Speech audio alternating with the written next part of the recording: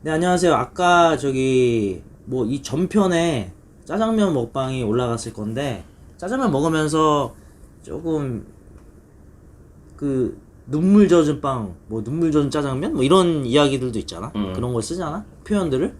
그거는 요즘에 자영업자로서 코로나 직격탄을 맞고 있는 한분 모셨습니다.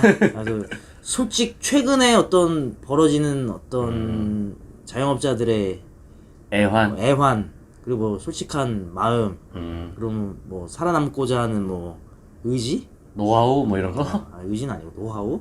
뭐 아무튼 뭐 아무튼 간에 코로나 이후로 많은 어려움을 겪고 있는 자영업자를 모셨으니까 아무튼 여러 가지 이야기를 허심탄회하게 털어주세요.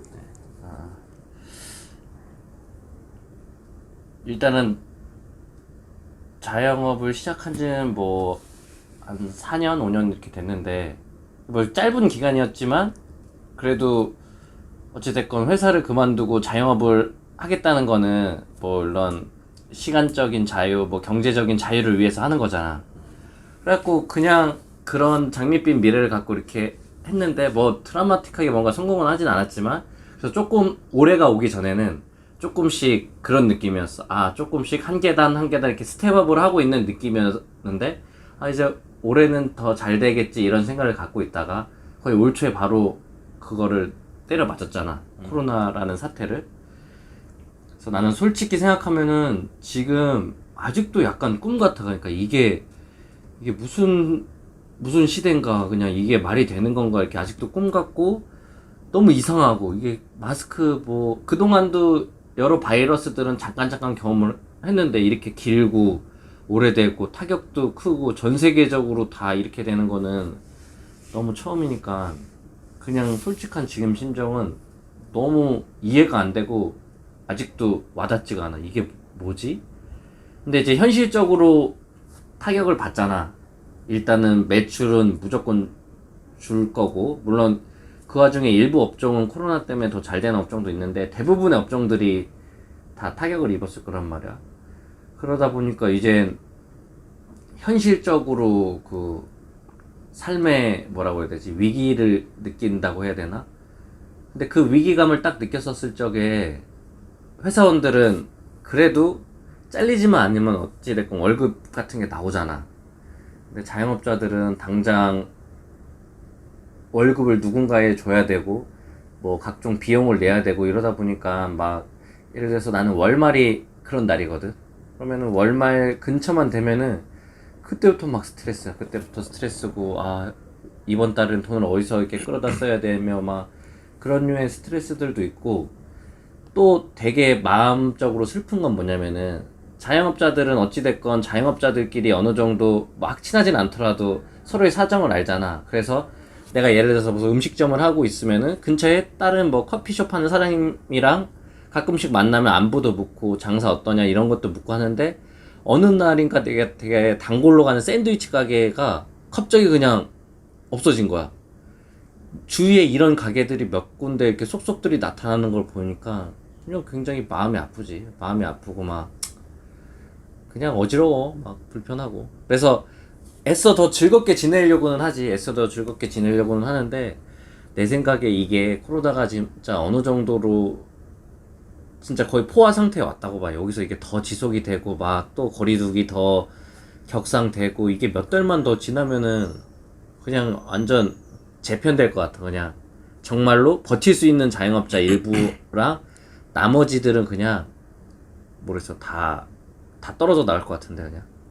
거의 막 그 막장까지 가면 막 한강 가시고 막 이런 상황도 벌어질 수 있는 거네. 그지. 난 주위에 그런 분도 있어. 그런 분도 있고, 왜냐면 이제 답이 안 보이니까. 그리고 그런 분들도 있어.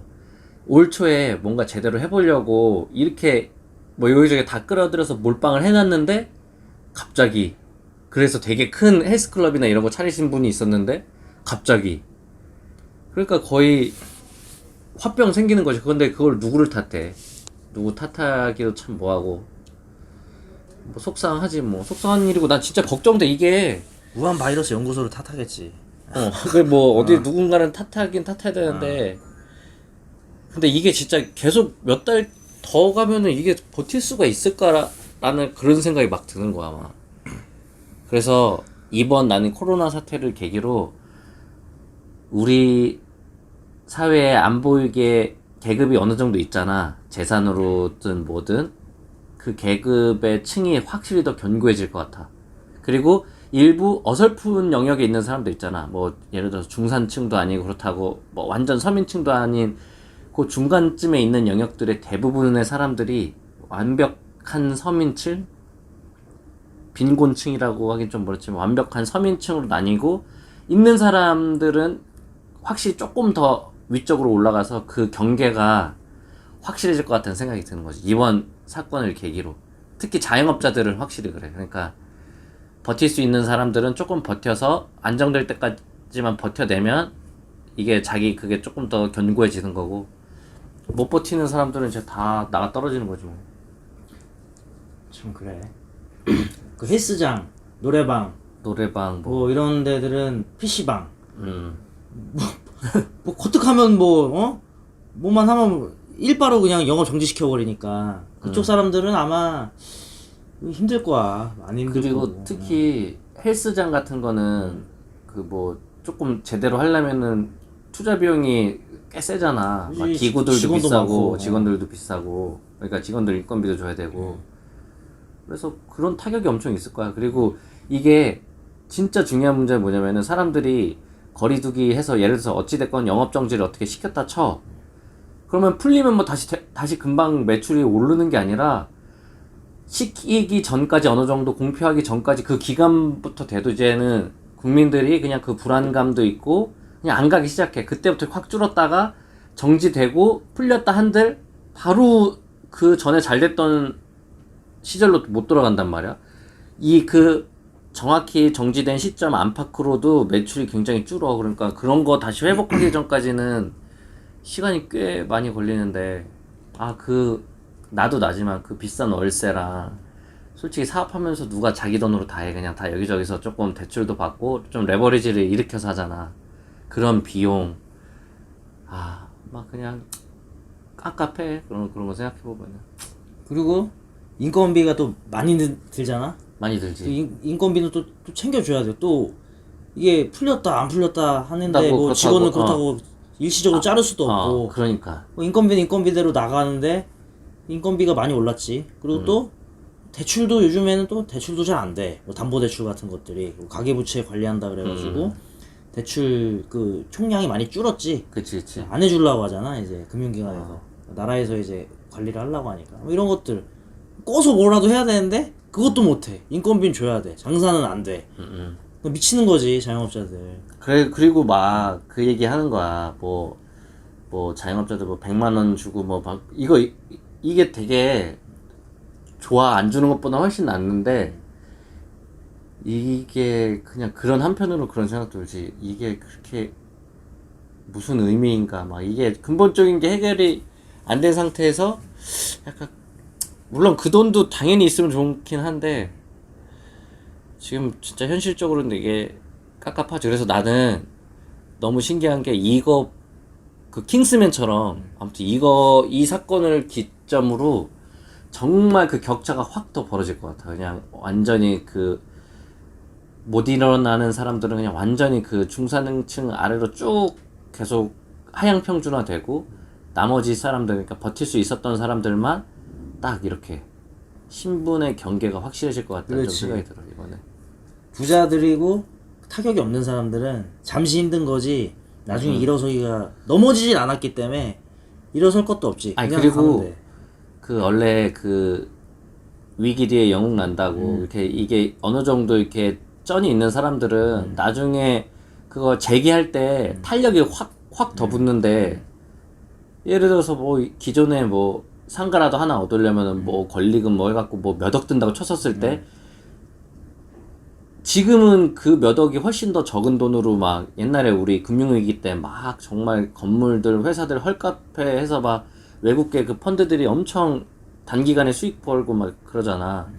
약간 그런 식으로 될 것 같아. 그냥 이게 금융위기만큼이나 되게 힘든 상황이라고 생각해. 힘든 상황이고 어렵고 없고 참 답답하지. 아무튼간에 저기 뭐 코로나로 어려움을 겪고 있는 자영업자의 한탄과 그냥 나라 걱정에 대한 이야기를 좀 오늘은 무거운 주제로 웃음기 없이 한번 이야기 한번 해봤습니다. 마지막으로 현실적인 얘기를. 뭐 마지막으로 정리하는 멘트하고 예. 끝내는 걸로. 마지막으로 그 노라조의 그 형 가사 중에 노라조 형이라는 가사 중에 그래도 뭐 버텨야 뭐 살겠지 뭐 이런 가사가 있는데 그냥 길게 보면은 너무 답이 없고 하루하루 그냥 하루하루 조금 최선을 그러니까 최대한 스트레스를 덜 받으면서 그냥 하루하루 살다 보면 나아지겠죠 뭐. 언젠간 뭐 응. 좋은 날 오겠지. 너무 먼 미래까지 생각하면 지금은 머리 아프고 그냥 하루하루 하루하루. 뭐 저희도 코로나 때문에 솔직히 잃은 거 많고 힘든데 저희보다 더 힘드신 분들 많을 거니까 그러니까. 파이팅 하시고요.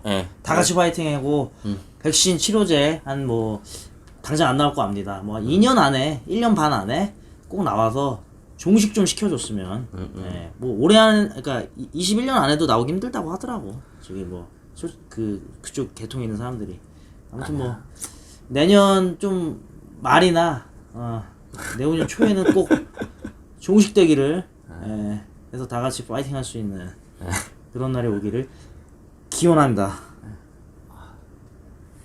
파이팅. 파이팅이에요.